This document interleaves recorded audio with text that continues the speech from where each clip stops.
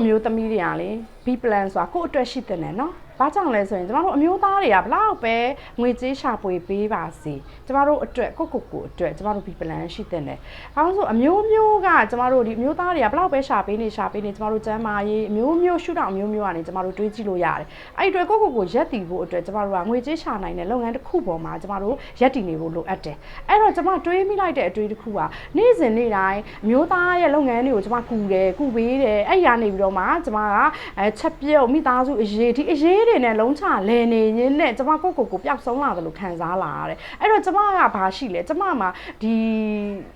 ဘဟုတုတတွေပေးနိုင်တဲ့မိတ်ဆွေတွေကိုအထောက်အကူပေးနိုင်တဲ့အဲ့အရာတွေကျမမှာရှိတဲ့အတွက်ကျမဒီဟာပါဝါကိုကျမစပြီးတော့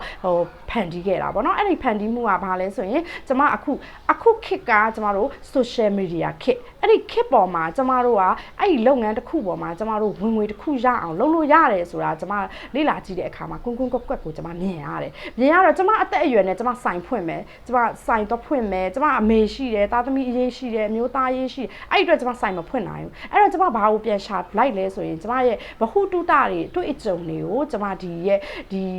contact ကလေးတွေဖန်တီးပြီးတော့မှကျမဒီရဲ့ online social media ပေါ်မှာဝင်ငွေတစ်ခုရအောင်ဖန်တီးလို့ရတယ်ဆိုတာကျမသိလိုက်တဲ့အချိန်မှာဒီနေ့ကျမရဲ့ B plan ကိုကျမစပြီးတော့မှကျမဖန်တီးလိုက်တာပေါ့နော်အဲ့တော့ကျမကိုအတွေးတွေတူတယ်ဆိုရင်ကျမရဲ့ video လေးကို follow လုပ်ထားလိုက်ပါနောက် video မှာပြန်ဆုံကြမယ်နော်